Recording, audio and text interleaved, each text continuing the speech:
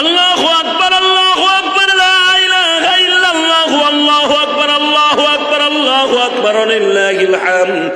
আবু বকর বলতেছে, আলী রে, আমি মনে হয় আর বেশি সময় থাকবো না। আলী যদি মনের আশাটা পুরা করতারে, আলী আমার নবী বলছিল, মান সামা রমাদান ঈমানান ওয়া ইহতিসাবা, যে ব্যক্তি রোজাটা রাখবে, গুফিরা লাহু মা তাকাদ্দামা মিন যামবিহি ওয়া মা তাআখারা, জীবনের আগের পিছনের সব গুনাহ মাফ হয়ে যাবে। আলী সবচাইতে বড় জিনিস, আমি রোজা ছিলাম গো। আলী বলে, ভাই মৃত্যুর আগে এক ঢোক পানি খেয়ে যা। আবু বকর বলে, আলী রে, আমার নবী বলছে যারা রোজা অবস্থায় মারা যাবে কিয়ামত পর্যন্ত তারা রোজা। আল্লাহ কিয়ামতের মাঠে নিজে রোজাদার ইফতারি করাবে। এই জন্য রোজার মাসে যারা মারা যাবে, যদি ঈমান ঠিক থাকে, আল্লাহ রাব্বুল আলামিন তার নিজের হাতে কোনোদিন ইফতারি ছাড়া জাহান্নামে পাঠাইতে পারে না। এই জন্য নবী সবসময় বলতেন, মালিক রে, আমার মৃত্যুটা রোজার মাসে দিও, আমার উম্মতের মৃত্যুটা রোজার মাসে দিও গো। আমার উম্মত যদি রোজার মাসে মারা যায়, রোজা অবস্থায় উঠতে পারবে, তোমার হাতের ইফতারি সেহরি খাইতে পারবে। কারণ সেহরি খাইছে দুনিয়া, ইফতারি করবে জান্নাতে যায়া। বাজান, এই বছর আমি নিজে দেখছি, একদিন ইফতারির মাত্র কয়েক মিনিট আগে আল্লাহর এক বান্দা দেখলাম আমাদের সামনের কাতারে, হিলটনের সামনে, হেরেমের বাহিরে, হিলটন যেটা আবু বকরের বাড়ি বলা হয়, এই আবু বকরের বাড়ির জাবালে ওমরের মাঝখানে মনে হয় এমনই একজন হাজী আমাদের সামনে ইফতারি করল।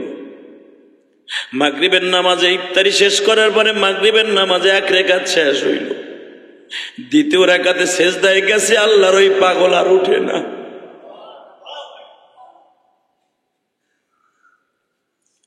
সামনের কাতারে যদি কেউ সেজদায় পড়ে তাকে দেখা যায় কি যায় না? আমার থেকে 3 কাতার সামনে দেখি নামাজের পরপরই বাবা লোকজন তারে ধরাধরি করিয়া দেখে আল্লাহর বান্দার নাই।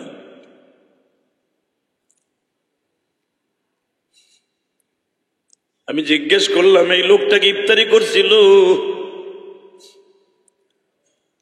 ওই দেশের মানুষ তো আমাদের ভাষা বুঝে না। পাশের থেকে একজন বলতেছে, লা ইফতার, এই লোকটা ইফতার করে নাই, পানিও খায় নাই, খেজুরও খায় নাই, কোনো কিচ্ছু খায় নাই। আমরা জিজ্ঞেস করলাম, হাজি খাও? সে কিচ্ছু খাইলো না। গালের মধ্যে একটু জমজম দিলাম, তাও খাইলো না, গালটা বন্ধ। নামাজের মধ্যে দাঁড়াইলো, নামাজের মধ্যে আমাদের পাশে কষ্ট করে কাঁপতে কাঁপতে দাঁড়াইছে।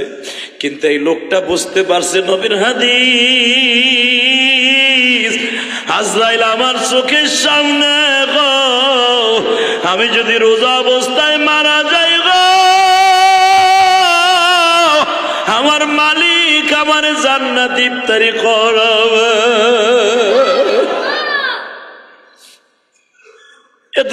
কত বড় সৌভাগ্যবান বাবা! এক তো লোকটা হেরেমের ভিতরে মারা গেল, দ্বিতীয় নাম্বারে রোজা অবস্থায় মারা গেল, তৃতীয় নাম্বারে সেজদার মধ্যে মারা গেল। নবী আমার বলেন, যারা সেজদার মধ্যে মারা যাবে ওই ব্যক্তি ডাইরেক্ট জান্নাতে চলে যাবে। আল্লাহু আকবার জোরে বলতে পারেন না? আল্লাহু আকবার, আল্লাহু আকবার, লা ইলাহা ইল্লাল্লাহু, আল্লাহু আকবার, আল্লাহু আকবার, আল্লাহু আকবার, লিল্লাহিল হামদ। এই সাহাবী যখন রোজা অবস্থায় বলে, আলী রে, আমার গালের মধ্যে পানি দিও না, আমার চোখের সামনে আমি ফেরেশতা দেখতাছি, যদি আমার মনের আশা পুরা করতে চাও আমারে লইয়া একটু মসজিদে নববীর ইমাম আমার প্রিয় নবী মুহাম্মাদের কাছে একটু লইয়া যাও। হযরত আলী বললেন, উবাদা রে, ওঠ আমার ঘাড়ের মধ্যে উঠ। হযরত আলী 19 বছর বা 23 বছরের যুবক, কারণ মসজিদে আরিজ হলো বাবা প্রায় 1.5 কিলোমিটার দূরে, 0.5 কিলোমিটার একটু বেশি।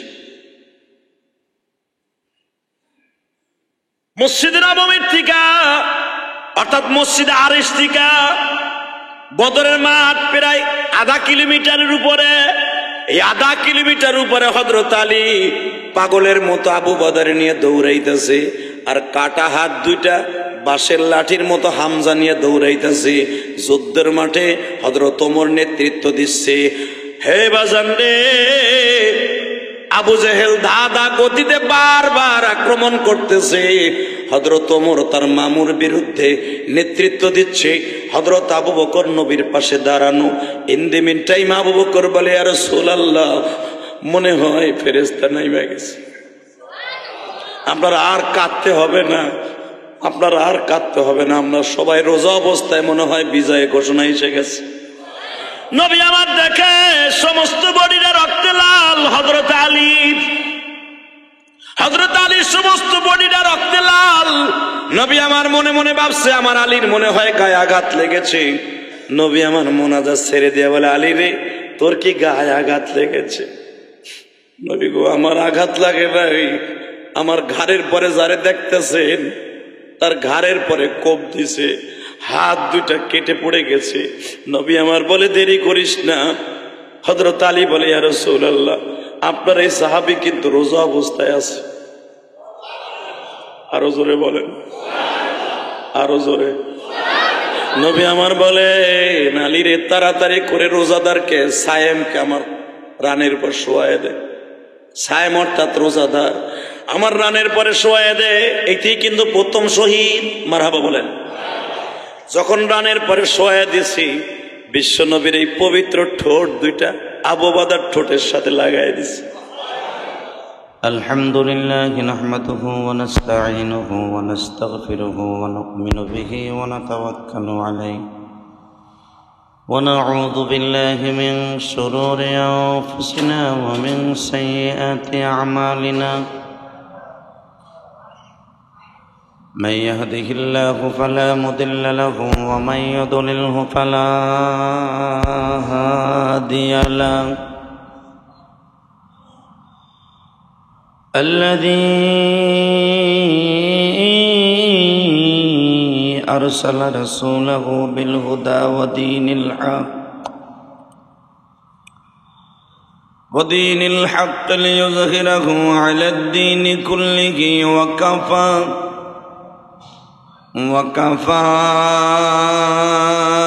بالله شهيدا.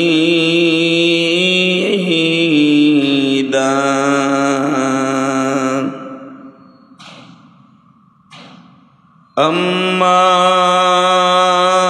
بعد فقد قال الله تبارك وتعالى: فأعوذ بالله من الشيطان الرجيم. بسم الله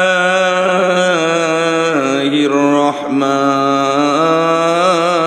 الرحيم.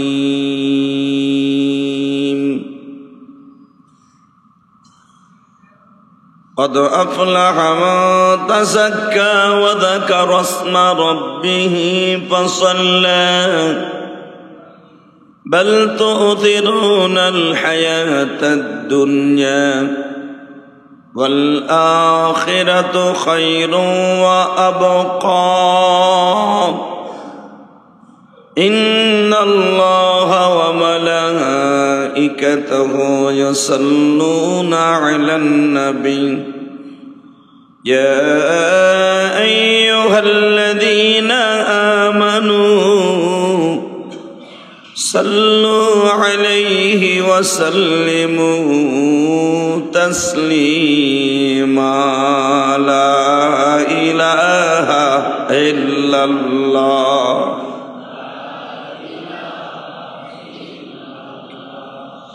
لا إله إلا الله.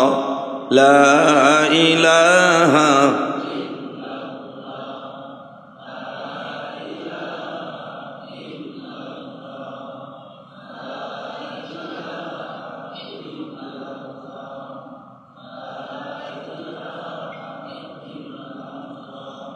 لا إله إلا الله محمد رسول الله সাল্লাল্লাহু আলাইহি ওয়াসাল্লাম। আল্লাহ আল্লাহ আল্লাহ আল্লাহ আল্লাহ।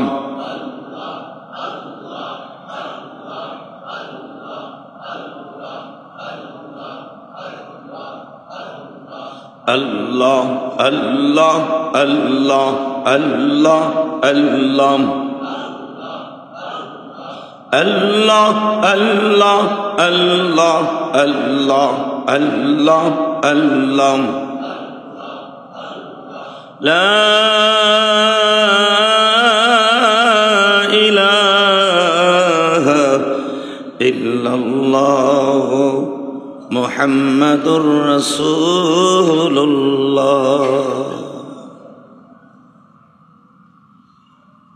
আল্লাহু আকবার আল্লাহু আকবার লা ইলাহা ইল্লাল্লাহু আল্লাহু আকবার আল্লাহু আকবার লিল্লাহিল হামদ।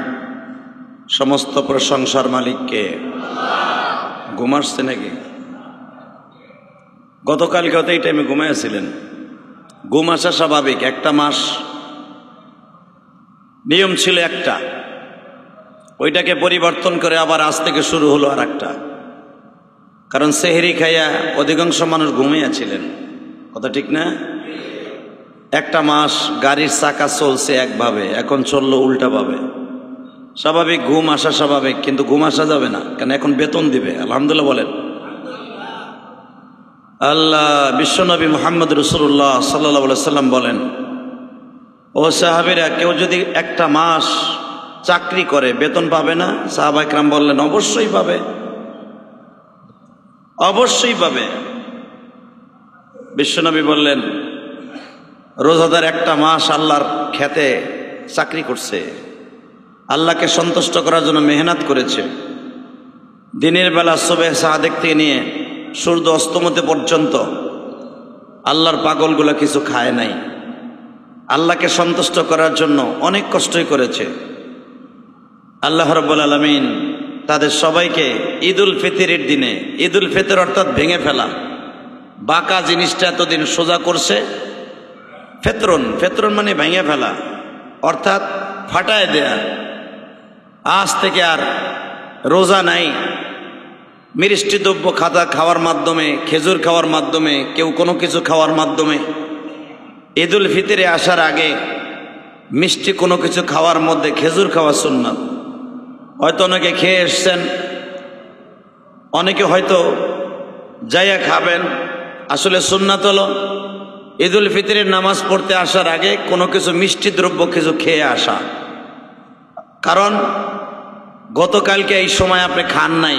আলহামদুলিল্লাহ, এই বছর আল্লাহ পাকের হাজারো শুকর যে 30টা রোজা পাইলাম। আলহামদুলিল্লাহ বলেন। সন্দিহানের মধ্যে ছিলাম যে 30টা রোজা পাই কি পাই না, পাই কি পাই না। রব্বে কারিম আমাদের পরে এত বড় ইহসান করেছেন, সারা পৃথিবীতে 30টা রোজা হয়েছে। আলহামদুলিল্লাহ বলেন। শুধু কয়েকটা দেশ ছাড়া, মালয়েশিয়ায় মনে হয় 29টা হয়েছে নাকি, কয়েকটা দেশে মনে হয় 29টা হয়েছে। কারণ মালয়েশিয়ায় এই বছর, আসলে মালয়েশিয়ার বাংলাদেশ একসাথে ঈদ হয় অনেক সময়, কিন্তু এই বছর দেখা গেছে মালয়েশিয়া সৌদি আরবের লগে মিলে যাওয়ার কারণে 29টা হয়েছে অনেক জায়গায়, অনেক দেশে। পাকিস্তানে 29টা হয়েছে, কারণ পাকিস্তান তো বাংলাদেশের লগে। আল্লাহ পাকের শুকর, আমাকে 29 হয় নাই, আমাকে কয়টা? জোরে বলেন। রাখছেন কয়টা? 29টা না 28টা? সবাই 30টা রাখছেন তো? ইনশাল্লাহ 30 দিন কাজ করছেন, পুরা মাসের বেতন পাবেন ইনশাল্লাহ। মা আজরি উজরি আলাল্লাহ। আল্লাহ রাব্বুল আলামিন হাদিসে কুদসিতে বলেন, আস-সাওমু লি ওয়া আনা আজজি বিহি। অন্য রাওয়ায়াত আছে ওয়া আনা উজিজা বিহি। বান্দা রোজা রাখবে আমার জন্য, এর পুরস্কার আমি স্বয়ং আল্লাহ নিজে দিয়ে দেব। এর পুরস্কার স্বয়ং আমি আল্লাহ নিজেই হয়ে যাব। আমি নিজেই হয়ে যাবে পুরস্কার। সুবহানাল্লাহ বিহামদি, সুবহানাল্লাহ বিহামদি। আল্লাহ যদি আমাদের পুরস্কার হয়ে যান, আর কোনো কিছু লাগবে? বাচ্চা হারুন আর রশিদ, তার 100 বান্দি ছিল, 100 বান্দি। তো 100 বান্দিকে একদিন ডেকে ডেকে জিজ্ঞেস করে, তোমরা কে কেমন ভালোবাসো আমাকে? কেউ বলেন আমি আপনাকে ভালোবাসি আমার জীবনের চাইতে, কেউ বলেন আসমানের চাইতে বেশি ভালোবাসি, কেউ বলেন আমি আপনাকে ভালোবাসি অনেক অনেক অনেক, কেউ আবার বলে ভেরি ভেরি লাইক ইউ, কেউ বলে ভেরি ভেরি লাভ ইউ। মানে ভালোবাসা শেষ নাই, টনকে টন ভালোবাসা। বাচ্চা হারুন আর রশিদ বললেন, কে কতটুকু ভালোবাসো আমি হঠাৎ করে একদিন তোমাদের কাছে প্রকাশ করব। যেরকম মারহাবা। আল্লাহ হঠাৎ করে হারুন আর রশিদ একদিন তার মণিমুক্তার ভান্ডার খুলে দিলেন। যেই ঘরের মধ্যে মণিমুক্তা থাকে, মণিমুক্তা বুঝেন তো?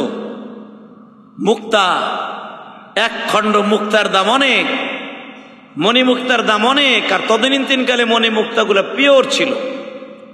যখন বলে দিছে যে আমি যে কোনো একটা দিন তোমাদের ভালোবাসা টেস্ট করব, কে কিরকম ভালোবাসো। তদানীন্তনকালে তো বান্দিদেরকে স্ত্রীর হুকুমে জায়েজ হইত। তো যখন বলেছে দেখব কে কিরকম ভালোবাসো আমি দেখব, উনি যখন মণিমুক্তার ভান্ডার খুলে দিছে, হঠাৎ করে একদিন উনি ফজরের নামাজ পড়ে বলতেছে, আমি আমার মণিমুক্তার বস্তা খুলে দিছি, ভান্ডার খুলে দিছি, যার যত মন চাই নিয়ে নাও। যখন এই কথা বলছে যার যত মন চাই নিয়ে নাও, এই কথাটা বলতে দেরি আছে। যখন এই কথা বলছে যে যার যত মন চাই নিয়ে নাও, তো বান্দি যে কজন আছে 100-র ভিতরে 99 জন, কেউ বস্তা বইরা, কেউ টহর বইরা, যে যেমনে পারছে, কেউ হাড়ি বইরা, কলস বইরা, যে যেমনে পারছে হে হেমনে কুড়াইতেছে। কিন্তু একটা কালো বান্দি, একবারে কালো বান্দি, ও মণিমুক্তা না টোকাইয়া বাচ্চা হারুন আর রশিদের পাশে দাঁড়াই দিছে।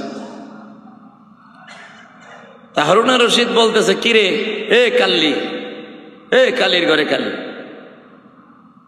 এই কালুনি, আমার একের বান্দিগুলি যেগুলি এত সুন্দরী, বিশ্ব সুন্দরী, যাদেরকে আমি অনেক টাকা দিয়ে কিনছি, এক একটা বান্দি এই জামানার কোটি কোটি টাকা দিয়ে কিনছি, লাখ লাখ টাকা দিয়ে কিনছি, এইগুলো সবাই মণিমুক্তা নেওয়ার জন্য পাগল। আর তুই কাল্লির ঘরে কাল্লি, তুই খারাই দিছিস কে? কালি বান্দিটা বলে, বাচ্চা হারুন আর রশিদ, বহুদিন আগে আপনি একদিন বলছিলেন ভালোবাসা আমি একদিন প্রকাশ করব, দেখব কে কত ভালোবাসো। ও হারুন আর রশিদ,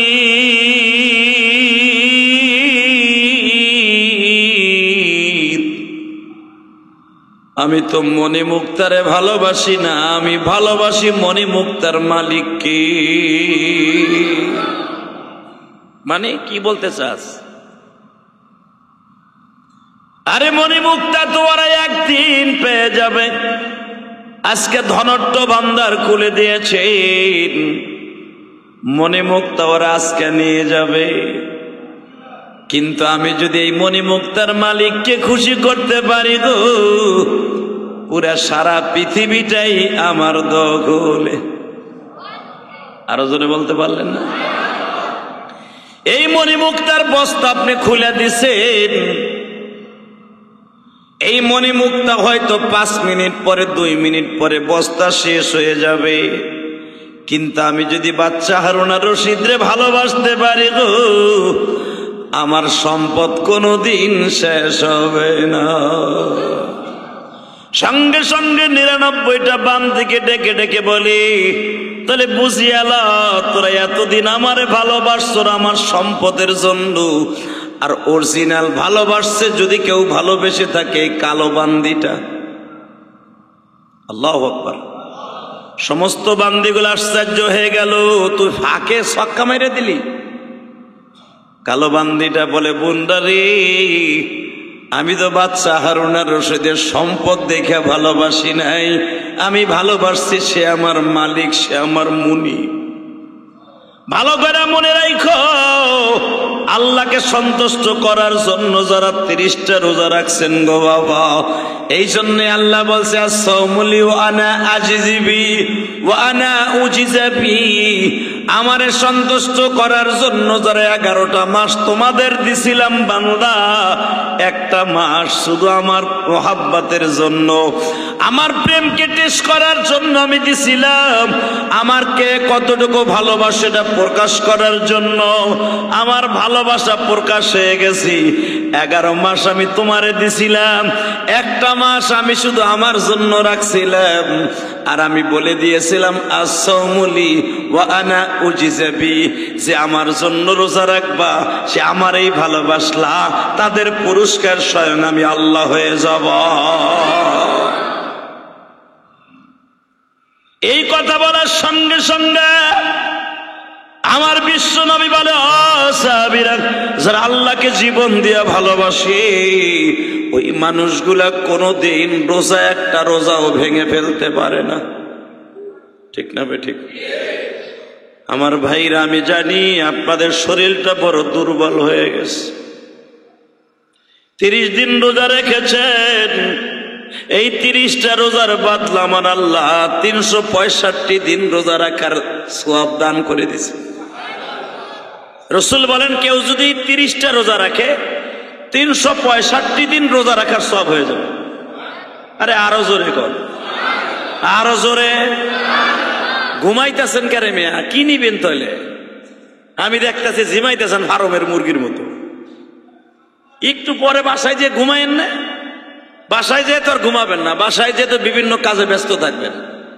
হালাকি এখন আপনারা বেতন দিবে, পুরস্কার দিবে। আস-সাওমুলি ওয়া আনা আজিজিবি। আল্লাহ বলেন, রোজা আমার জন্য রাখছো, আমারে সন্তুষ্ট করার জন্য পুরস্কার এখন আমি স্বয়ং আল্লাহ দিব। আজকে যে খুতবাটা আমি আপনাদের সামনে পাঠ করব, এই খুতবার ভিতরে বিশ্বনবী বলেন সাহাবীদের, সাহাবীরা এই ফ্যান বন্ধ করে দেন, এসি বন্ধ করেন না ফ্যান বন্ধ করেন, দুটোর একটা করেন। ফ্যান বন্ধ করেন, এমনি ঠান্ডা হয়ে গেছে, ফ্যান সব বন্ধ করেন। আল্লাহ কবুল করেন, জোরকানা আমিন। এসি চালু থাক, ফ্যান বন্ধ করে দেন। আল্লাহ শুধু আমার সাথে একটা উত্তর দিবেন, মাঝে মাঝে আল্লাহকে সন্তুষ্ট করার জন্য, যদিও ঈদুল ফিতরে তাকবীর দিয়া সুন্নাত, অতএব একসাথে আমার সাথে বলেন তো আল্লাহু আকবার, আল্লাহু আকবার, হামদান কাসীরা তাইয়্যিবা মুবারাকান ফীহি, আল্লাহু আকবার, আল্লাহু আকবার, লা ইলাহা ইল্লাল্লাহু, আল্লাহু আকবার, আল্লাহু আকবার, আল্লাহু আকবার, ওয়ালিল্লাহিল হামদ। অতএব একসাথে আবার বলেন আল্লাহু আকবার, লা ইলাহা ইল্লাল্লাহু, আল্লাহু আকবার, ওয়ালিল্লাহিল হামদ। তো একসাথে যারা তাকবীর দিয়েছেন খুশি হয়েছে কে? আল্লাহ বলেন, এই দিনকার জন্য তাকবীর আমি তাশরিক কেন রাখছি? ইয়ামে তাশরিক হলো ঈদুল আযহা, আপনি 5 দিন তাকবীর দিবেন, এটা হলো ওয়াজিব। আর ঈদুল ফিতরের দিনই শুধু আসার সময় তাকবীর দিবেন, যাওয়ার সময় নাই। দিতে দিতে দিলে দিতে পারেন, না দিলে না দিতে পারেন, কিন্তু আসার সময় দেয়া হলো সুন্নাত। তা আলহামদুলিল্লাহ, যারা মসজিদে বইয়াও দিলেন, নামাজের আগ পর্যন্ত আপনার জীবনের যত গুনাহ আছে সব মাফ। এক একবার তাকবীর দেওয়ার বিনিময়ে জান্নাতের এক একটা দরজা খোলা। আরো জোরে কন, জান্নাতের দরজাগুলো খোলা হইতেছে। বলেন তো দেখি আলহামদুলিল্লাহ। যেই বছর রোজার আয়াত নাযিল হয়েছে, ইয়া আইয়ুহাল্লাযীনা আমানু কুতিবা আলাইকুমুস সিয়াম কামা কুতিবা আলাল্লাযীনা মিন ক্বাবলিকুম লাআল্লাকুম তাত্তাকুন, যেই বছর রোজার আয়াত নাযিল হয়েছে, বিশ্বনবী বলে ফেললেন তার পবিত্র জবান দিয়া, আস-সাওমুলি ওয়া আনা আজিজিবি ওয়া আনা উজিজাবি, যে রোজাটা রাখবে আল্লাহর জন্য তার পুরস্কার স্বয়ং আল্লাহ নিজে হয়ে যাবে। মান সামা রমাদানা ঈমানান ইহতিসাবা গুফিরা লাহু মা তাকদ্দামা মিন যামবিহি ওয়া মা তাআখার। মান সামা রমাদানা ঈমানাও ওয়া ইহতিসাবা, যে ব্যক্তি আল্লাহকে সন্তুষ্ট করার জন্য সমস্ত ফিস্ক ফুজুরি, রোজা রাখার যত নিয়ম আছে সব নিয়ম তান্ত্রিক সব মাইনে শবে সাদেক থেকে নিয়ে বেলা অস্তমিত পর্যন্ত যে রোজাটা রাখবে আল্লাহকে সন্তুষ্ট করার জন্য, রব্বে কারিম তার জীবনের সামনের পিছনের সব গুনাহ মাফ করে দিবে। এই হাদিসটা যখন পড়লেন, বিশ্বনবী সাহাবা একরাম রোজা রাখার লাগে উৎফুল্ল হয়ে উঠলেন খুশির আনন্দে, যে নতুন একটা শরীয়ত আমরা পাইলাম। কারণ বুনিয়াল ইসলাম আলা খামসিন শাহাদাতু আল্লা ইলাহা ইল্লাল্লাহ ওয়া আন্না মুহাম্মাদুর রাসূলুল্লাহ, ইকামিস সালাহ ওয়া ইতাইজ যাকাত ওয়াল হজ্জ ওয়া সাওম রমাদান। তোমাদের জন্য রোজাকে আজকে 30টা ফরজ করা হলো। আইয়ামাম মা'দুদাত, ইদ্দাহ, তোমাদের জন্য গুণী বাসি, অর্থাৎ একটা মাসের জন্য 30 দিনের কথা কোরআন শরীফে নাই। 30 দিনের কথা কোরআন শরীফে নাই। আল্লাহ পাক বলে দিলেন তোমাদের জন্য কিছু দিনের জন্য রোজা ফরজ করা হলো। এই কিছু দিনের জন্য বলতে যে সমস্ত উলামা একরাম পুরো 1 মাস। কারণ শাহরু রমাদান আল্লাযী উনজিলা ফীহিল কুরআন, আমি নাযিল করছি রোজার মাসে। যখন মাসের কথা উল্লেখ করছে আল্লাহ সুবহানাহু ওয়া তাআলা, বিশ্বনবী বলে দিলেন পুরো একটা মাস তোমাদের জন্য রোজা ফরজ করা হইল। আরো জোরে বলেন, রোজা একটা মাস যারা রাখবে, মান সামা রমাদানান ঈমানান ইহতিসাবা গুফিরা লাহু মা তাকাদ্দামা মিন যামবি, তাদের পিছনের সামনে তার জীবনের সব গুনাহ মাফ। এখন আমরা এমন হয়ে গেছি আমাদের কোনো গুনাহ নাই। আরে খুশির আনন্দে তো সুবহানাল্লাহ জোরে বলা দরকার। বলেন তো আলহামদুলিল্লাহ, আল্লাহু আকবার। আল্লাহ তোমার প্রশংসা যে তুমি আমাদেরকে 30টা রোজা রাখার তৌফিক দিছো। আসলে এই বছর যখন উমরায় ছিলাম, বিশ্বাস করবেন না, একদিন এমন অবস্থা আমার হয়ে গেল, অসুস্থ, এত পরিমাণ অসুস্থ, আমি পাতলা পায়খানা শুরু হয়ে গেছে। সারা রাত অন্তত 25 থেকে 26 বার আমি বাথরুমে গেছি। সৌদি আরবের জমিন, এটা বাংলাদেশের জমিন না। বাংলাদেশে আবহাওয়া হলো ঠান্ডা শুষ্ক, সৌদি আরবের জমিনের আবহাওয়া এত শুষ্ক যে আপনার শরীর এমনি টাইনে ফেলে। ওই যে শরীর খারাপ হওয়ার কারণে শরীরটা যে ভেঙে গেছে রোজা অবস্থায়, এখনো ওই অবস্থায় আছে, এখনো শরীরে বল পাই না। তো 22-23 বার বাথরুমে যাও, আপনি কি মনে করলেন? সেহরি খাইতে পারলাম না, মাত্র 1-2 লোকমা সিরার পানি খাইয়া রোজা রইলাম। আল্লাহ, একটা খেজুর খাইলাম, 5 গিলাস জমজমের পানি খাইলাম। আল্লাহকে বললাম, আল্লাহ, জমজমের পানি বলে সমস্ত রোগ থেকে মুক্তি দেয়। বিশ্বনবী বলেছেন আমার দেশের খেজুর হলো সমস্ত রোগের ঔষধ, জমজমের পানি হলো সমস্ত রোগের ঔষধ। আল্লাহ তুমি মুক্তি দাও। আল্লাহ শুকর, জমজমের পানিটা খাইলাম, সাথে সাথে পায়খানা বন্ধ হয়ে গেল। বন্ধ তো হয়েছে ভাই আলহামদুলিল্লাহ, কিন্তু সারা দিন যে রোজা রাইখা বাথরুমে গেছি, সারা দিন তো আর খেজুর খাইতে পারি নাই, জমজমও খাইতে পারি নাই। না রোজা রেখে খাওয়ান যায়? কেউ অসুস্থ হলে খাওয়ান যায় না? অসুস্থ হলে রোজা ভাঙা যায়, মাসলা আছে, কিন্তু রোজা রাখতে হলে খাওয়া যাবে না কিছু। তো আল্লাহ শুকর, জমজমের পানিটা খেয়ে খাইছি তো রাত্রে। এখন আল্লাহ চিন্তা করতেছি রোজাটা ভাঙিয়ে ফেলাই। এমন একটা অবস্থা হয়ে গেল, আমি বিছানে তো উঠতেই পারি না, শরীরে কোনো শক্তি নাই।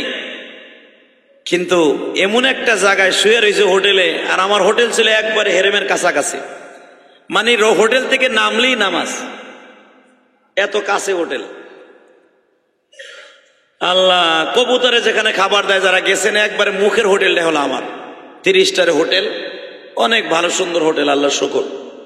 বগুড়ার এক ভদ্রলোক, উনি হোটেলটা ভাড়া নিছে, ওনার কাছ থেকে আগের থেকে আমার অনেক ভক্ত উনি, ওনার কাছ থেকে আমি বাংলাদেশ থাকি, ওনার কাছ থেকে এখান থেকে হোটেল আমি বুক করছি। তো আলহামদুলিল্লাহ, আল্লাহ শুকর, হোটেলের যে মালিক উনি আমার বলতেছে, হুজুর রোজাটা আপনার না রাখলে ভালো হবে, আপনি তেমনি মুসাফির। আমি বললাম, ভাইরে, সারা দুনিয়াও যদি এক পালাই দাও, যদি মরেও যাই রোজা অবস্থা মারা যাবে, যদি মরেও যাই, মরার পরে তো আর অসুস্থতা নাই, কি মরার পর অসুস্থ আছে? হোটেলের মালিক বলে, হুজুর আমার এই হোটেলে দেখছি একটু পাতলা পায়খানা হয় না, কিছু হয় নাই, রোজা ভাঙে বয়ে দিছে, কিন্তু আপনাকে দেখলাম যে এত অসুস্থ আপনি, আমি নিজে জানি আপনি 22-23 বার বাথরুমে গেছেন, শরীরটা শুকায়া কাঠ হয়ে গেছে, চোখটা ভিতরে চলে গেছে। এরপর আমার মওলারে কত ভালোবাসেন। আমি কথাটা এই জন্য বলছি, ভাইবেন না আমার তাকওয়া প্রকাশ করার লাগা। আমি এইটা মনে করে রোজাটা ভাঙি নাই। হতে পারে আগামী বছর আমি ইলিয়াস রহমান জিহাদি পাইছে নাও থাকতে পারি, ঠিক না বেঠিক? বাজান এই কথাটা আমি নিজে বলি নাই, আমার নবীও কিন্তু অসুস্থ হইতেন। অসুস্থ হওয়া কিন্তু সুন্নাতে রাসূল। আমার নবী অসুস্থ হইতেন। আমার নবী যেদিনকা বদরের মাঠে যায় গো বাবা, ওদিনকা অনেক সাহাবী রোজা ছিল। বদরে তো সাহাবীরা মুসাফির, মারহাবা বলেন। কারণ বদর হলো মদিনার থেকে 165 কিলো দূর। আপনি 70 কিলোমিটার 72 কিলোমিটার থেকে সরকারি মাইলমিটার হিসাবে 48 মাইল হইলে 75 থেকে 72 কিলোমিটার যদি আপনি যান, আপনি মুসাফির। আলহামদুলিল্লাহ বলেন। 72 কিলোমিটার যদি আপনি যান কোনো জায়গায়, ঢাকা শহর থেকে মিরপুরের থেকে আপনি যদি ময়মনসিংহ যান, আপনি মুসাফির। আপনি যদি টাঙ্গাইল যান, আপনি মুসাফির। আর মদিনার থেকে বদরের দূরত্ব হলো 166 থেকে 65 কিলোমিটার। তো মুসাফির অবস্থায় তো রোজা রাখার অবকাশই নেই, রোজা না রাখলেও চলবে। বিশ্বনবী বলে দিলেন কিছু কিছু সাহাবীরে, তোমরা যারা যুদ্ধের মাঠে প্রথম ডাল সরকি ধরবা, ডাল ধরবা, তোমরা রোজা রাখো না।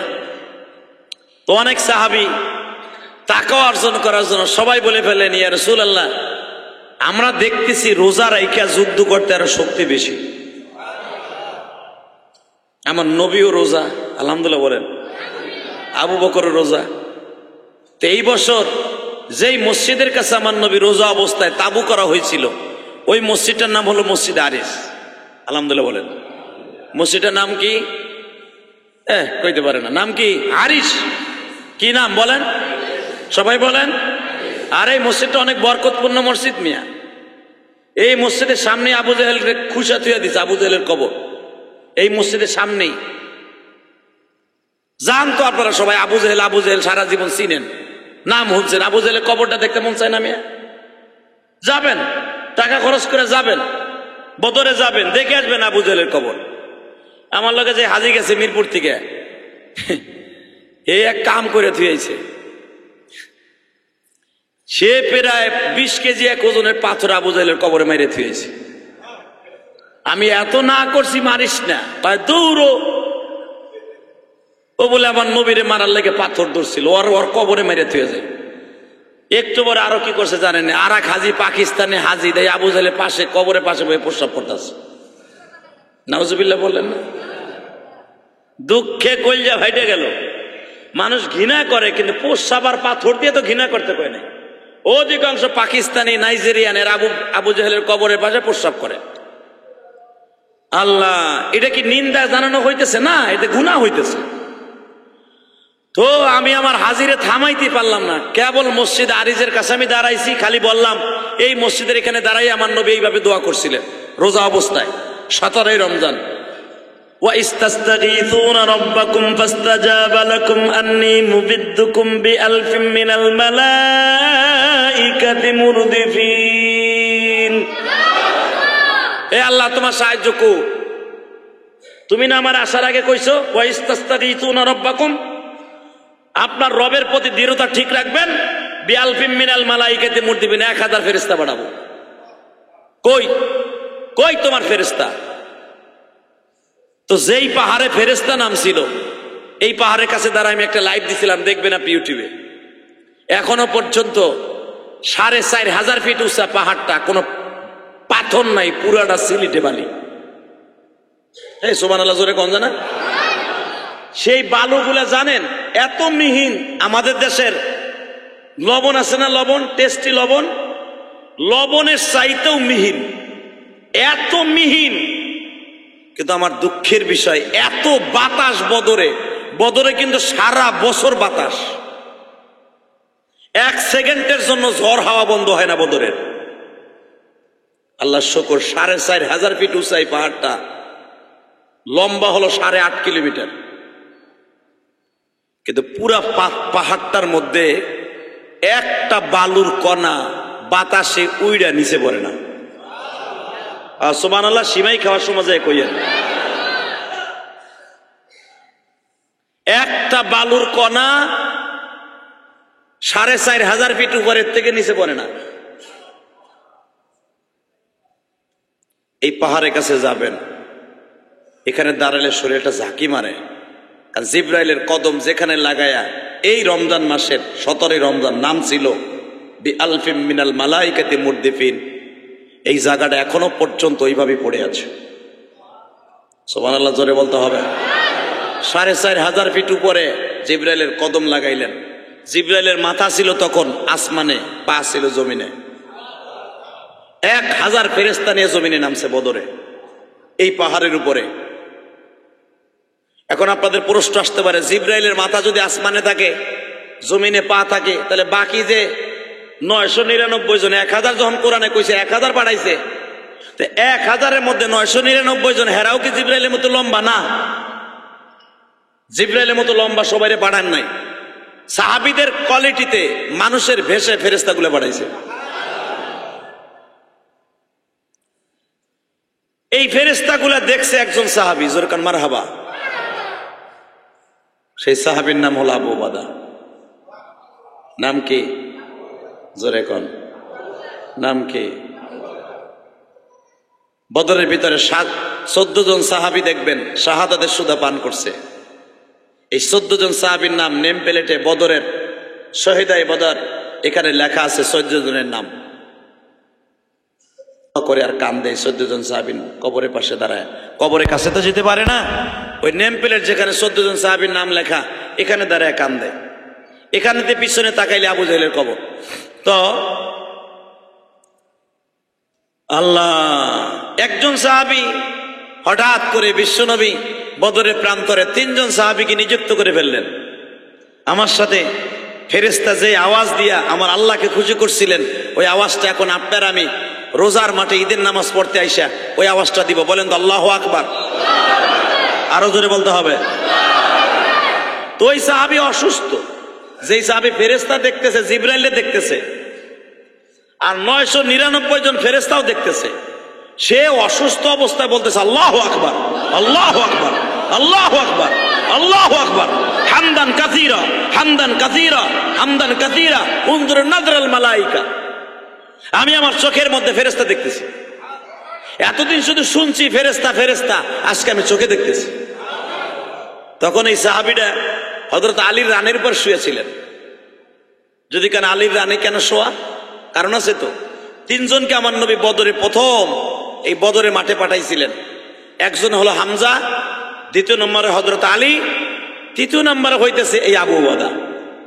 তো হযরত আলীর বিরুদ্ধে যে আসছিল যুদ্ধ করতে, এগেনস্টে, হযরত আলী তারে জাহান্নামে পাঠাই দিয়েছে। সুবহানাল্লাহ জোরে কইতে হবে।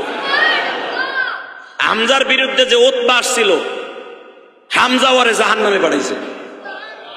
কিন্তু আবু উবাদা, এই আবু উবাদার এগেনস্টে যে দাঁড়াইছিল, যার বিরুদ্ধে, আবু উবাদা যুদ্ধের কোয়ালিটি বুঝতেন না। উনি হলো সাহাবী, মদিনার সাহাবী।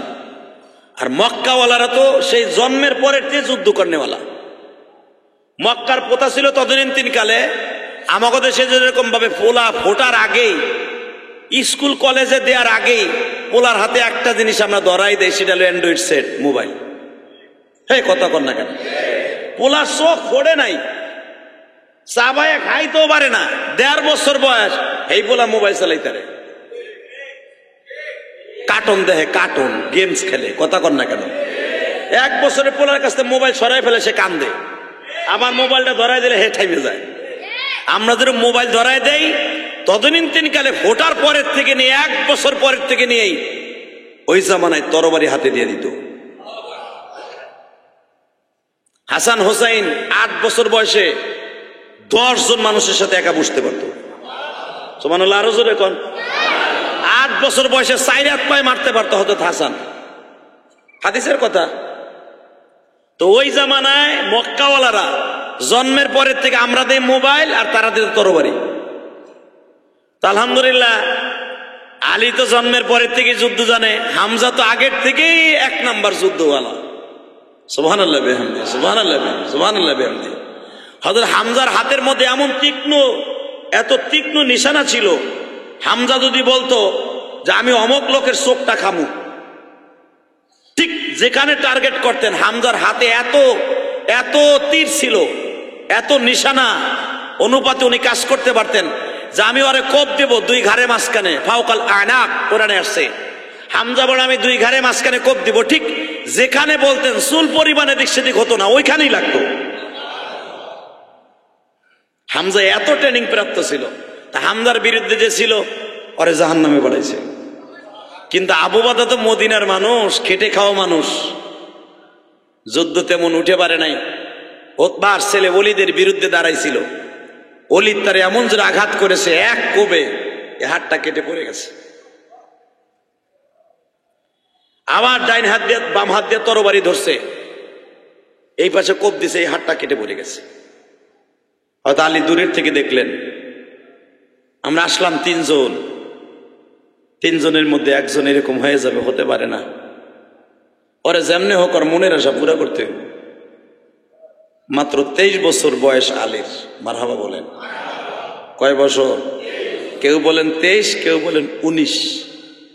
19 বা 23 এই বয়সে হযরত আলী আবু বকরের ঘাড়ের উপরে নিছে। আবু বকরের ঘাড়ের উপরে নিয়ে কাটা হাত তরবারির সাথে চাইপা ধইরা উতবার ছেলে ওলীদের জাহান্নামে পাঠাইছে। আবু বকর বলতেছে, আলী রে, আমি মনে হয় আর বেশি সময় থাকবো না। আলী যদি মনের আশাটা পুরা করতারে, আলী আমার নবী বলছিল, মান সামা রমাদান ঈমানান ওয়া ইহতিসাবা, যে ব্যক্তি রোজাটা রাখবে, গুফিরা লাহু মা তাকাদ্দামা মিন যামবিহি ওয়া মা তাআখারা, জীবনের আগের পিছনের সব গুনাহ মাফ হয়ে যাবে। আলী সবচাইতে বড় জিনিস, আমি রোজা ছিলাম গো। আলী বলে, ভাই মৃত্যুর আগে 1 ঢোক পানি খেয়ে যা। আবু বকর বলে, আলী রে, আমার নবী বলছে যারা রোজা অবস্থায় মারা যাবে কিয়ামত পর্যন্ত তারা রোজা। আল্লাহ কিয়ামতের মাঠে নিজে রোজাদার ইফতারি করাবে। এই জন্য রোজার মাসে যারা মারা যাবে, যদি ঈমান ঠিক থাকে, আল্লাহ রাব্বুল আলামিন তার নিজের হাতে কোনোদিন ইফতারি ছাড়া জাহান্নামে পাঠাইতে পারে না। এই জন্য নবী সবসময় বলতেন, মালিক রে, আমার মৃত্যুটা রোজার মাসে দিও, আমার উম্মতের মৃত্যুটা রোজার মাসে দিও গো। আমার উম্মত যদি রোজার মাসে মারা যায়, রোজা অবস্থায় উঠতে পারবে, তোমার হাতের ইফতারি সেহরি খাইতে পারবে। কারণ সেহরি খাইছে দুনিয়া, ইফতারি করবে জান্নাতে যায়া। বাজান, এই বছর আমি নিজে দেখছি, একদিন ইফতারির মাত্র কয়েক মিনিট আগে আল্লাহর এক বান্দা দেখলাম আমাদের সামনের কাতারে, হিলটনের সামনে, এরেমের বাহিরে, হিলটন যেটা আবু বকরের বাড়ি বলা হয়, এই আবু বকরের বাড়ির জাবালে ওমরের মাঝখানে মনে হয় এমনই একজন হাজী আমাদের সামনে ইফতারি করল। মাগরিবের নামাজে ইফতারি শেষ করার পরে মাগরিবের নামাজে 1 রাকাত শেষ হইল, 2য় রাকাতে সেজদায় গেছে, আল্লাহর ওই পাগল আর উঠে না।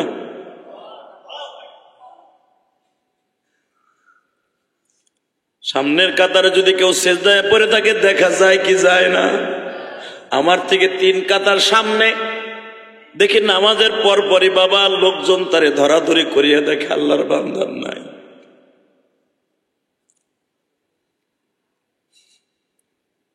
আমি জিজ্ঞেস করলাম, এই লোকটাকে ইফতারি করছিল? ওই দেশের মানুষ তো আমাদের ভাষা বুঝে না। পাশের থেকে একজন বলতেছে, লা ইফতার, এই লোকটা ইফতার করে নাই, পানিও খায় নাই, খেজুরও খায় নাই, কোনো কিচ্ছু খায় নাই। আমরা জিজ্ঞেস করলাম হাজি খাও, সে কিচ্ছু খাইলো না। গালের মধ্যে একটু জমজম দিলাম, তাও খাইলো না, গালটা বন্ধ। নামাজের মধ্যে দাঁড়াইলো, নামাজের মধ্যে আমাদের পাশে কষ্ট করে কাঁপতে কাঁপতে দাঁড়াইছে। কিন্তু এই লোকটা বুঝতে পারছে নবীর হাদিস,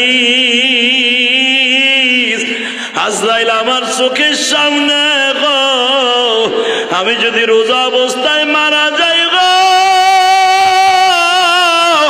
আমার মালিক আমার জান্নাত ইফতারি করাবে। এত বড় কত বড় সৌভাগ্যবান বাবা। এক তো লোকটা হেরেমের ভিতরে মারা গেল, দ্বিতীয় নাম্বারে রোজা অবস্থায় মারা গেল, তৃতীয় নাম্বারে সেজদার মধ্যে মারা গেল। নবী আমার বলেন যারা সেজদার মধ্যে মারা যাবে ওই ব্যক্তি ডাইরেক্ট জান্নাতে চলে যাবে। আল্লাহু আকবার জোরে বলতে পারেন না? আল্লাহু আকবার, আল্লাহু আকবার, লা ইলাহা ইল্লাল্লাহু, আল্লাহু আকবার, আল্লাহু আকবার, আল্লাহু আকবার, লিল্লাহিল হামদ।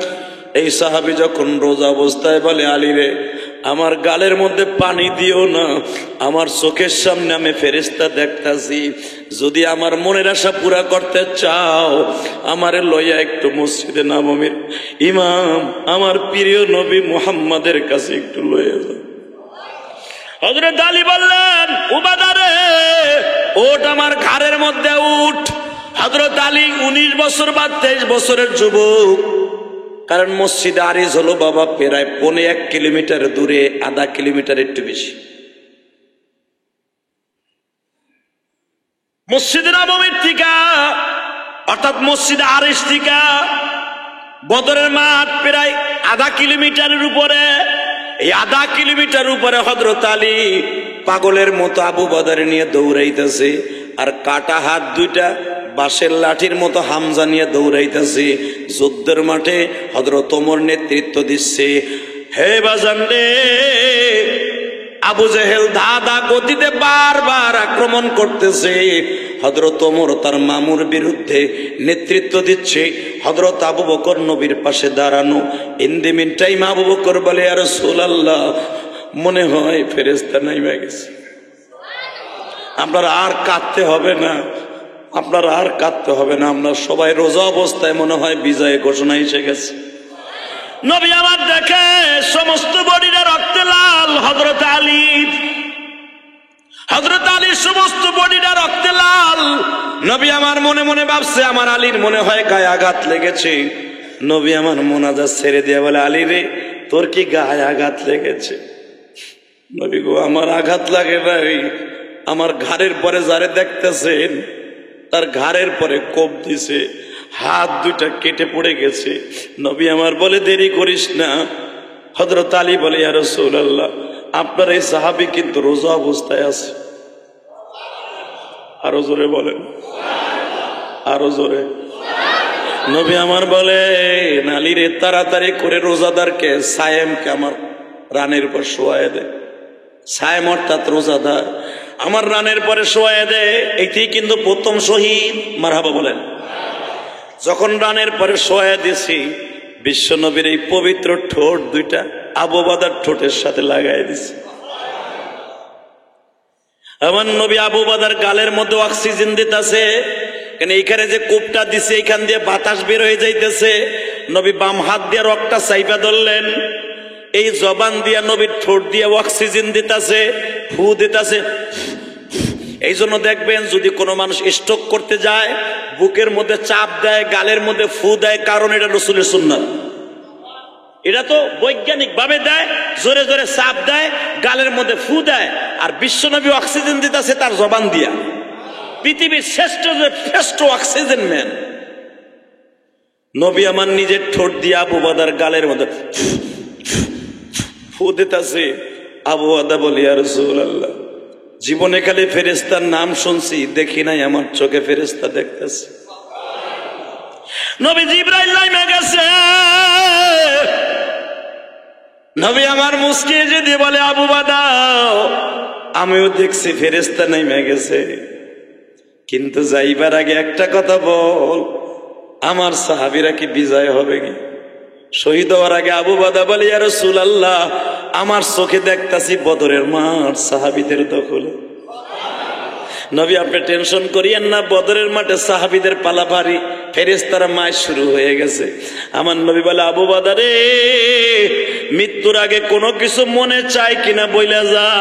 সঙ্গে সঙ্গে বলে, ইয়া রাসূলুল্লাহ, মৃত্যুর আগে আমার একটা আকুল আবেদন ছিল, কি আমি যখন বদরের মাঠে আসি রোজা অবস্থায়, গত 3 দিন আগে যখন বদরের মাঠে আসি, আসার সময় আমার 7 বছরের একটা বাচ্চা আছে, নাম তার ওবাদা। আমি শহীদ হয়ে গেলে আমার ওবাদার একটু দেখে রাইখেন গো নবী। ওবাদার এই হাদিসের পারা গুলে দেখেন, বুখারীর মধ্যে আসছে কিতাবুল মাগাজি। আমার নবী 17 রমজান যুদ্ধ সংগঠিত হলো। বৈকাল বেলা নবী বদরের প্রান্তরে সাহাবীদের বিজয় নিশান উড়াইয়া দিলেন। 18, 19, 20, 21 নবী আমার বদরের মাঠে 3 দিন এই মসজিদের আরিজের এখানে থাকলেন, আবু জাহেলের কবর যেখানে। বাজানরে 25 রমজান বিশ্ব নবী মদিনায় ঢুকলেন। যখন 25 রমজান মদিনায় ঢুকলেন, জীবনের প্রথম ঈদুল ফিতর নামাজ পড়ার জন্য নবী আমার এরকম একটা আলখেল্লা পড়লেন। জীবনের নতুন শরিয়াত, জীবনে কোনোদিন ঈদের নামাজ কেমনে পড়ায় নবী জানতেন না। সকালবেলা নবী আমার জিব্রাইলের দ্বারা ঈদুল ফিতরের নামাজের ট্রেনিং নিলেন। কারণ এই নামাজে 3টা 6টা তাকবীর দিতে হয়, ঠিক না বেঠিক? এই কোয়ালিটির নামাজ আর আছে সারা বছরে? এ কথা কন না কেন? আছে, জানা যায় 4টা। কিন্তু ঈদুল ফিতরে ঈদুল আজহায় কয়টা তাকবীর? নতুন তাকবীর। রাকাত শুরু হওয়ার আগে 3টা, দ্বিতীয় রাকাতে রুকুতে যাওয়ার আগে 6টা এক্সট্রা তাকবীর। কেমনে পড়তে হয় নবী জানতেন না, জানায় দিলেন জিব্রাইল। ট্রেনিং শেষ, নামাজ শুরু হবে। ইশাকের নামাজ শেষ, ইশাকের ওয়াক্তের পরে নবী জীবনের প্রথম ঈদুল ফিতর একটু তাড়াতাড়ি পড়াইছে।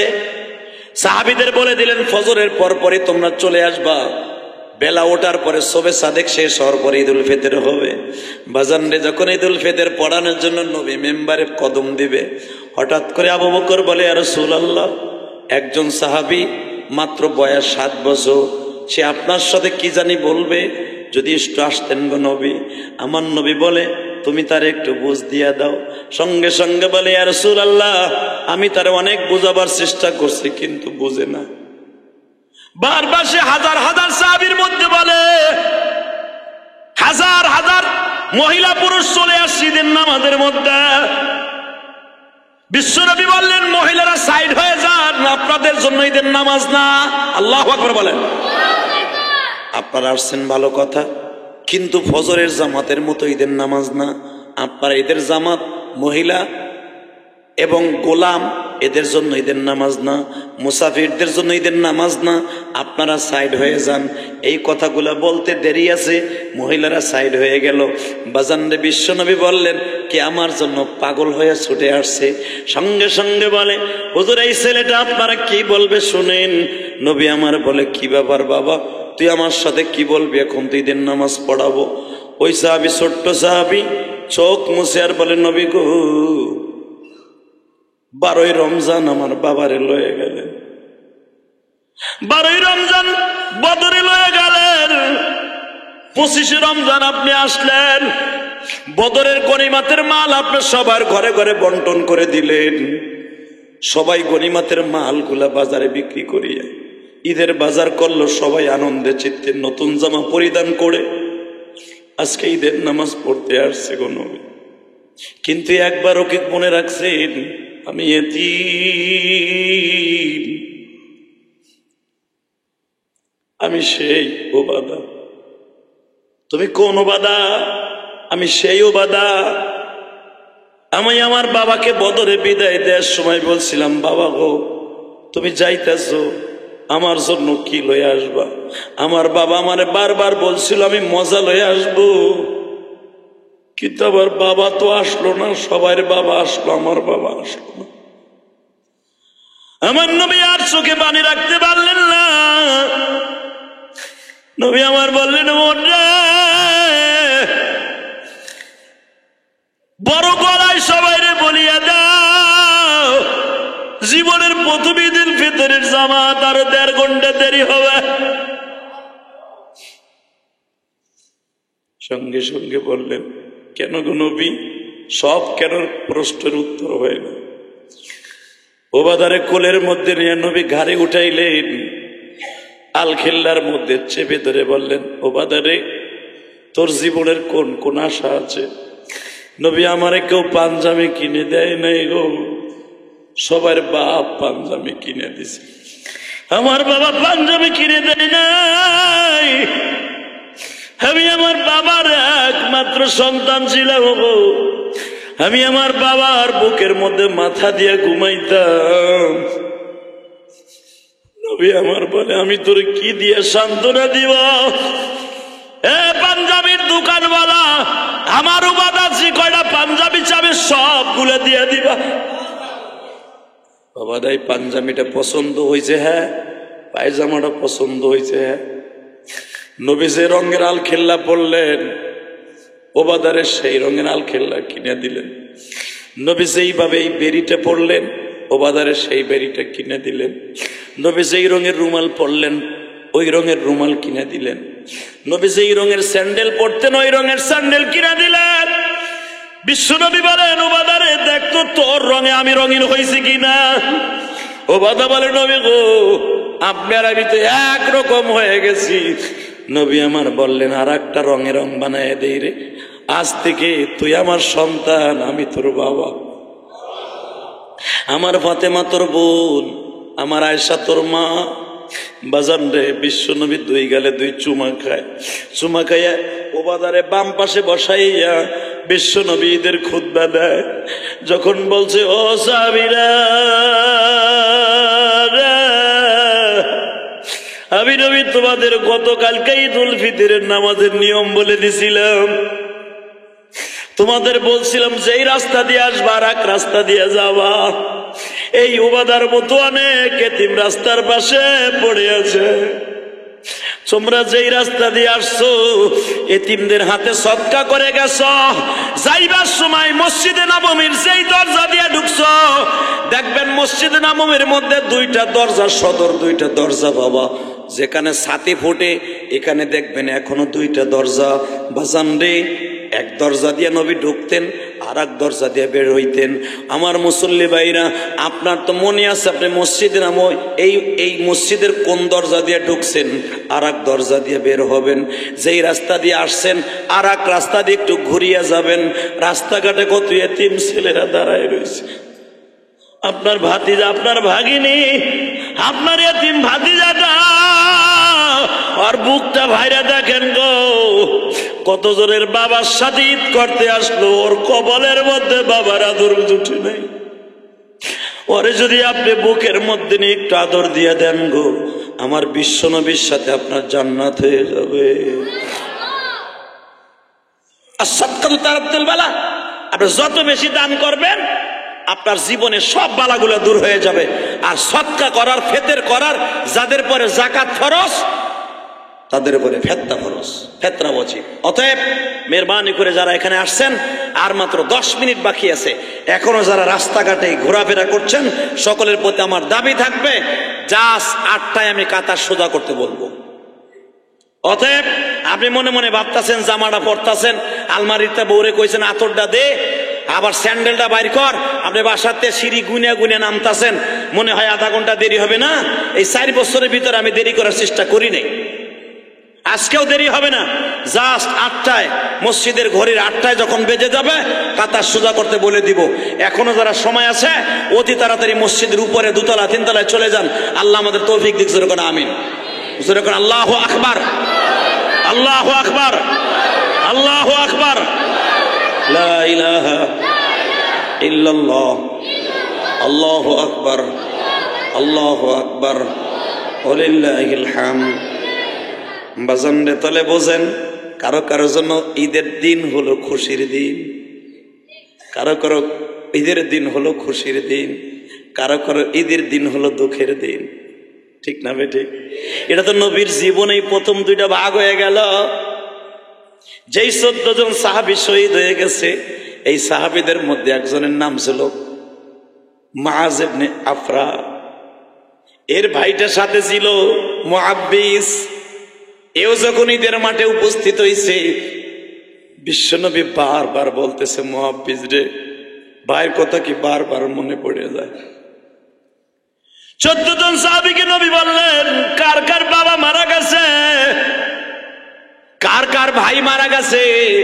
14 জন সাহাবীর মধ্যে সবাই কিছু কিছু দাঁড়ায় বলে, নবী আমার ভাই মারা গেছে, আমার বাবা মারা গেছে।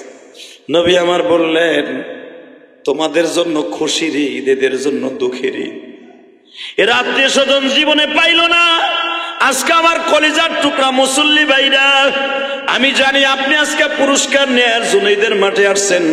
নবী আমার বলেন, ঈদের মাঠে যারা আসে আল্লাহ রাব্বুল আলামিন তার পুরস্কার, বেতন, বোনাস একসাথে দিয়া। সাহাবা একরাম বলে, ইয়া রাসূলুল্লাহ, বেতন আর বোনাস কি? আমার নবী বলেন, তার জীবনের সব গুনাহ আল্লাহ মাফ করে দেয়। শুধু তার জীবনের গুনাহ মাফ করে না, তার বাড়ি পর্যন্ত ফেরেশতাদেরকে গার্ড দিয়া তারপরে বাড়িতে পৌঁছায় দেয়। তারে মিছিল করতে করতে বাড়িতে পৌঁছায় দেয়, মিছিল করতে করতে মসজিদে আগায় দেয়। শুধু তাই নয় গো ও সাহাবীরা, তারে মাফ করে তো করেই, তার বাবা মায়েরও মাফ করিয়া দেয়। এক সাহাবী লাফ দিয়ে দাঁড়ায় বলে, নবী গো, আমি তো ঈদুল ফিতর পড়তে আসছি, আমার তো বাবাই দুনিয়ায় নাই, আমার বাবা তো কাফের অবস্থায় মারা গেছে। নবী 30টা রোজা রাখছি, 30টা রোজা রাখা যা চাইলে সবই তো পাওয়া যায়, কিন্তু আমার বাবা মারে যদি আমি দোয়া করি, আমার আব্বা আম্মার জন্য আল্লাহ কি তাদের জান্নাত দিবে? নবী আমার বলে, না রে সাহাবী, যারা কাফের অবস্থায় মারা গেছে, তুমি রোজা অবস্থায় দোয়া করলো আর কাম হইব না। আমার নবী এই হাদিস বলি ও জোরে কাঁদতাছে। সাহাবী বললেন, ইয়া রাসূলুল্লাহ, আপনি কেন কাঁদেন? আমার নবী বলে, আমার মা বাবাও তো কালেমা নসিব হয় নাই গো। আমি যে তোরে বললাম কালেমা নসিব হবে না যারা কাফের অবস্থায় মারা গেছে, আমার মা বাবাও তো কালেমা নসিব হয় নাই। বাজান রে, এমন একটা দিন রমজান মাস, বিশ্ব নবী চোখের পানি ফেলায় কান্দে আর কান্দে। আমার রব ডেকে ডেকে বলে, নবী গো, আপনার কান্নার অবস্থা আমি জানি, চোখটা খুলিয়া দেখেন, আপনার বাবা মাকে আমি মসজিদে নববীর ভিতরে হাজির করে দিয়েছি। নবীর হাতে কালেমা পড়লেন, জোরে কান মারহাবা। তো নবীও যদি মা বাবার জন্য কাঁদেন, নাজাতের জন্য, ও আমার কলিজার টুকরা ভাইরা, আমি আজকে জানি অনেকে ইয়েতিম, কারো মা নাই, কারো বাবা নাই। আমি ইলিয়াসুর রহমান জেহাদি, আমার জানা পরে আমি 12 বছর বয়সে যে বছর মা হারাই, এই দিয়ে আর কোনোদিন মা পাবো না। আজকে আমার জীবনের শেষ মায়ের হাতের সীমায়, আমি তো জানতাম না আমার মা চলিয়া যাবে। দাদা ভাই, আপনিও তো জানতেন না আপনি আপনার মাকে আর জীবনে পাবেন না। ইলিয়াসুর রহমান জেহাদি যে ঈদে মা হারাইছে গো, ঈদের মাত্র, রমজানের মাত্র 1 মাস আগে আমার মা হারাইছে। রমজানের 1 মাস আগে, অর্থাৎ শাবান মাসের শুরুতে আমার মা মারা গেছে। আমার এতটুকু মনে আছে, কারণ 12 বছরের বালক, আমার অনেক কিছুই তো মনে নাই গো বাবা। শাবান মাসে হয়তো আমার মা মারা গেছে। রমজান মাস জীবনের প্রথম রমজান, আমার জনম দক্ষিণী মায়ের কথা বারবার মনে পড়ছিল। আমি মনে মনে ভাবছিলাম, মা গো, কত বছর তুমি আমার সিন্নি সিমাই খাওয়াইছো গো মা। মাদ্রাসার থেকে 1 মাস যখন শেষ করে আসছি, 25শে রমজান যখন মাদ্রাসা বন্ধ দিছে, মা তুমি আমারে নতুন জামা কিনে দিছিলে। আমার এতটুকু মনে আছে মা, তুমি আমার আব্বারে বলছিলা, ইলিয়াসের আব্বা, তুমি আমারে কোনো কিছু দিতে হবে না, তুমি আমার 3টা ছেলে মেয়ের মনে যা চায় তাই কিনে দাও। এর নাম হলো বাবা মা। আমার মনে আছে, আমার মা বারবার আমার আব্বারে বলছিল, আমারে কিছু দিতে হবে না, আমি অসুস্থ মানুষ, তুমি আমার 3টা ছেলেরে দিয়ে দাও। দাদা ভাই রে, যখন আমার মা মারা গেল, তখন আমার বারবার ওই কথাটা মনে পড়তেছিল। 1টা বছর হয়ে গেল গো মা, তুমি কত বছর বলছিলে আমারে কিছু দিতে হবে না, ইলিয়াসের আব্বু তুমি আমার 3টা ছেলেরে কিনে দাও। কারণ আমার কোনো বোন ছিল না, আমরা 3টা ভাই রেখে আমার মা মারা গেছে। যখন বারবার বলছে আমার কিছু দিতে হবে না, তুমি আমার 3টা ছেলেরে কিনিয়ে দাও, এই কথাটাই এখন ঈদের দিন আসলে বাবা আমার মনে পড়িয়া যায় গো। হয়তো আপনার জীবনের আপনারও মনে পড়তে পারে, যদি গরিবের ঘরে জন্ম নিয়ে থাকেন, আমি সকলের কাছে দাবি রাখবো, যাদের মা দুঃখিনী আজকে দুনিয়ায় নাই, বাবা দুঃখী আজকে বেঁচে নাই, বাবা মায়ের জন্য যেই টাকাটা মার্কেট করতেন ওই টাকাটা আল্লাহর রাস্তায় আজকে দান করে দিবেন। সদকা ফেতের আগের থেকে হয়তো ফেতরা আদায় করে দিছেন, সদকা হয়তো যাকাত আগেই দিয়ে দিছেন, আলহামদুলিল্লাহ। যদি না দিয়ে থাকেন, যাকাত ফেতরা ঈদের নামাজটা শেষ করার সঙ্গে সঙ্গে আদায় করে দিবেন। আলহামদুলিল্লাহ বলতে পারলেন না? দিবেন তো ইনশাআল্লাহ? অবশ্যই দিবেন তো? আল্লাহ আমাদের সবাইকে তৌফিক দান করো। দাঁড়ায় কাতা সোজা, দাঁড়ায় কাতা সোজা করি, দাঁড়ায় কাতা সোজা করি,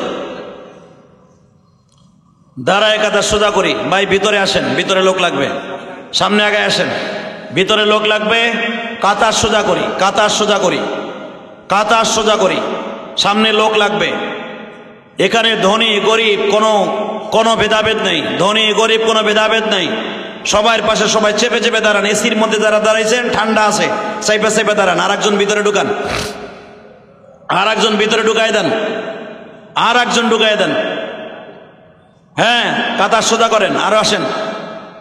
বাস, এই এখানে লোক দাঁড়াবে, মুয়াজ্জিন দাঁড়াবে, পিছনে যান। হ্যাঁ, বসে পড়েন, বসেন, বসে পড়েন, বসে পড়েন। আলহামদুলিল্লাহ বলেন, আলহামদুলিল্লাহ বলেন।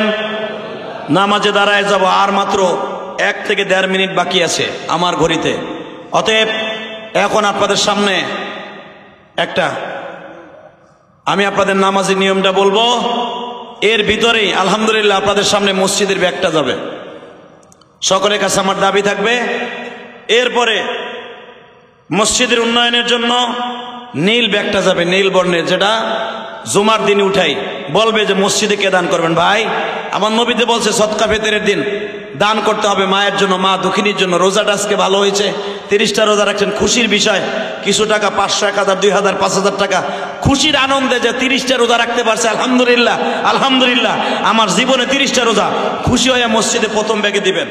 এরপরে খতিব সাহেবের ব্যাগ, ইমাম, মুয়াজ্জিন, খতিব। আরে ভাই, সারা বছর মাগ না জুমার নামাজ পড়া, একটা হতো দেও না। অন্তত ইলিয়াস রহমান জিহাদির কথা শুনে কান্দো, হাসো, এত দোয়া করি আপনাকে লাইগা, আমাকে কিছু দিবেন না ভাই?